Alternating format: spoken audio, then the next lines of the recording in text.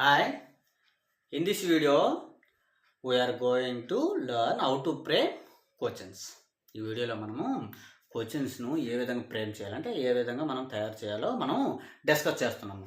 చూడండి, question framing అనగానే మనకి ఇక్కడ టూ టైప్స్ ఆఫ్ క్వశ్చన్స్ కనిపిస్తున్నాయి మనకి.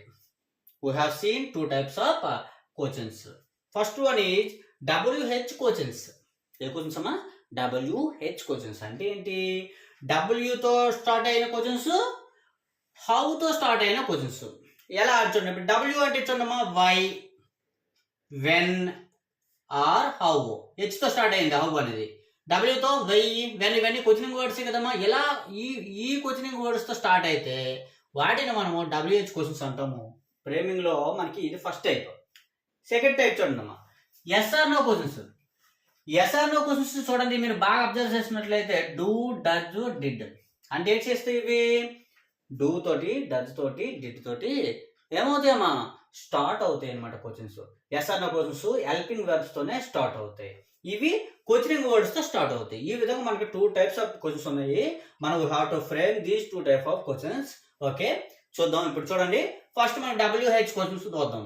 ఇక్కడ మనకి ఈ క్వశ్చన్స్ ఫ్రేమ్ చేసేటప్పుడు మనకి స్ట్రక్చర్ ఉండాలి.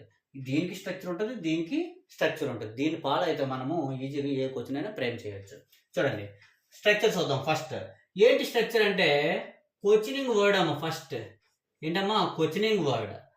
నెక్స్ట్ అమ్మా హెల్పింగ్ వెర్బ్ అమ్మా, హెల్పింగ్ వెర్బ్. తర్వాత అమ్మా సబ్జెక్ట్ అమ్మా, సబ్జెక్ట్. నెక్స్ట్ అమ్మా మెయిన్ వెర్బ్ అమ్మా. నెక్స్ట్ క్వశ్చన్ మార్క్ రా. ఇదమ్మా, చూసారా స్ట్రక్చర్? చెప్పండి. ఫస్ట్ ఏముందమ్మా? Questioning word. నెక్స్ట్ ఏముందమ్మా? Helping word, subject, main word plus question mark. చూద్దాం. ఒక ఫస్ట్ వైని చూద్దాం. చూడండి, ఫస్ట్ రాద్దాం. వై, ఇదిగోండి వై రాశాను. హెల్పింగ్ వర్బ్ తీసుకుందాం. ఇక్కడ ఏదైనా తీసుకోండి, ఇది చివరి తీసుకుందాం. Why did. సబ్జెక్ట్ యూ తీసుకుందాం. Why did you. చూసారా? Why did you. Main verb ఇదిగోండి ఒక బై, ఏదో రాసుకుందాం. బై అనగానే కొనటం. Why did you buy. నీవు ఎందుకు కొన్నావు, నువ్వు ఎందుకు కొన్నావు. చూడండి, ఇదిగోండి ఇక్కడ వేసాం. లేదంటే ఇక్కడ ఆబ్జెక్ట్ రాద్దాం. బై దిస్ బుక్ అన్నాం. చూసారా? ఇక్కడ క్వశ్చన్ మార్క్ ఇవ్వండి. Why did you buy this book అంటే ఈ బుక్ ని, చూడండి తెలుగు రాస్తాను, ఈ పుస్తకాన్ని నీవు ఎందుకు కొన్నావు. చూసారా? క్వశ్చన్ మళ్ళీ చెప్తాను చూడండి. ఫస్ట్ ఇది ఏంటనేది క్వశ్చనింగ్ వర్డ్. ఇదిగోటి క్వశ్చన్ స్ట్రక్చర్ క్వశ్చనింగ్ వర్డ్ ఉందా, క్వశ్చనింగ్ వర్డ్ రాసాం. నెక్స్ట్ హెల్పింగ్ వర్బ్ డిడ్ రాశాను. సబ్జెక్ట్ ఏంటి రాశాను? యూ రాశాను. మెయిన్ వర్బ్ ఏంటి రాశాను? బై రాశాను. ఈ బై కొనటం అనేది ఏదో వస్తువు ఆబ్జెక్ట్ ఉండాలి కాబట్టి ఆబ్జెక్ట్ రాసాను. చూడమ్మా, దిస్ బుక్. ఇగో క్వశ్చన్ మార్క్ రాసాను. అంటే why did you buy this book అంటే ఈ పుస్తకాన్ని నువ్వు ఎందుకు కొన్నావు. ఎలా క్వశ్చన్ మనం ఫ్రేమ్ చేయొచ్చు. నెక్స్ట్ సెకండ్ క్వశ్చన్ చూడండి, చూద్దాము. ఈసారి ఏం తీసుకుందాం? వెన్ తీసుకుందాము. చూడమ్మా, వెన్. సేమ్ హెల్పింగ్ వర్బే రాయండి. మీకు రావడం కోసము సేమ్ వర్డ్స్ ని మనం కంటిన్యూ చేస్తే మీకు బాగా అర్థమవుతుంది. When did you buy this book. ఇది అర్థమైందా మీకు ఈ క్వశ్చన్? చూడమ్మా, when did you.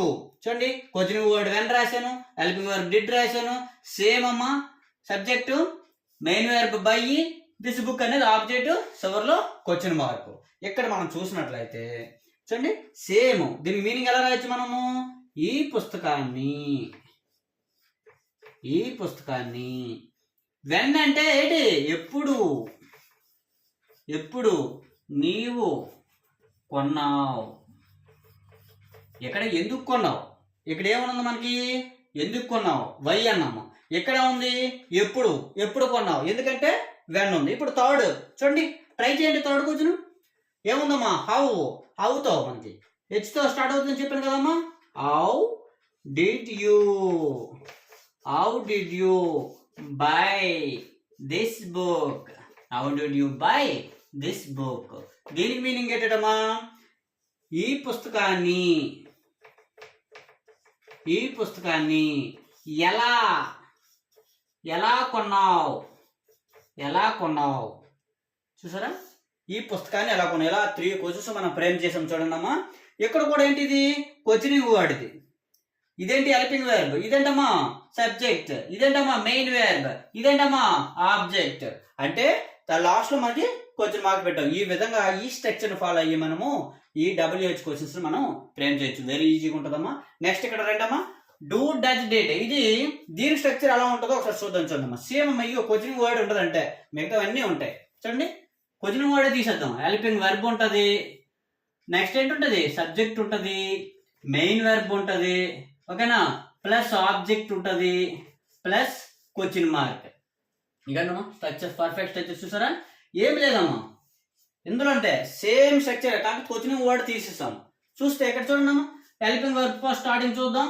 First do రాయండి, ఇగో డూ, డూ సబ్జెక్ట్ ఏంటి you buy this book, this book. చూసారా, do you buy this book అంటే ఏంట్రా, ఈ బుక్ నువ్వు కొన్నావా అని అర్థం. నెక్స్ట్ సెకండ్ క్వశ్చన్ ఎక్కడ చూడమ్మా, డజ్, డజ్ డజ్ అని కానీ యూ పనికిరాదమ్మా, సబ్జెక్ట్ మనం మార్చుతాము.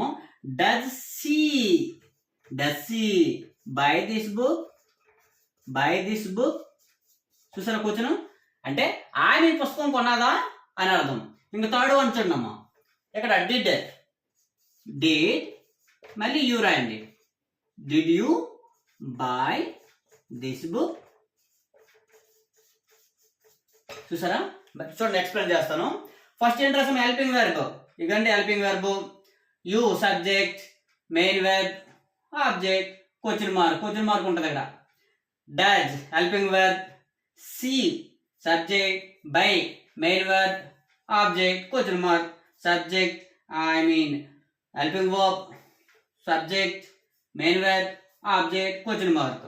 అంటే ఇక్కడ చూడండి, ఈ క్వశ్చన్స్కి ఏంటంటే ఇక్కడ తెలుగులో రాసిన చూడమ్మా, do you buy this book అంటే ఈ పుస్తకమును, ఈ పుస్తకాన్ని నీవు కొన్నావా అని అర్థం. దీనికి ఆన్సర్ ఏంటి వస్తుంది, అయితే ఎస్ కొంటే ఎస్ అని చెప్పాలి, లేకపోతే నో అని చెప్పాలి. అందుకే ఎస్ ఆర్ నో ఆన్సర్స్ అనేమాట ఎస్ ఆర్ నో వస్తాయి. ఆన్సర్స్ ఏంటి వస్తాయమ్మా, ఎస్ ఆర్ నో వస్తాయి.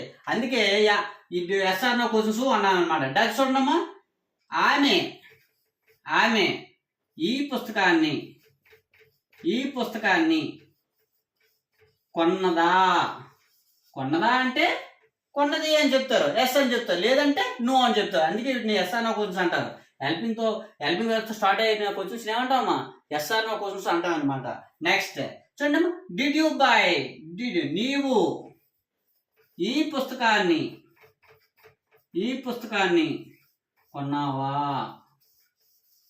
చూసారా, ఈ విధంగా మనకి క్వశ్చన్స్ అనేవి ఎస్ఎన్ఓ క్వశ్చన్స్ ఈ స్ట్రక్చర్స్తో ఫామ్ అవుతాయి.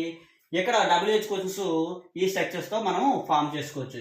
ఈ విధంగా మనం ఈ 2 స్ట్రక్చర్లు యూజ్ చేసుకొని మనం ఎలాంటి క్వశ్చన్ అయినా మనం ఫ్రేమ్ చేయొచ్చమ్మా. I hope you understand. Thank you.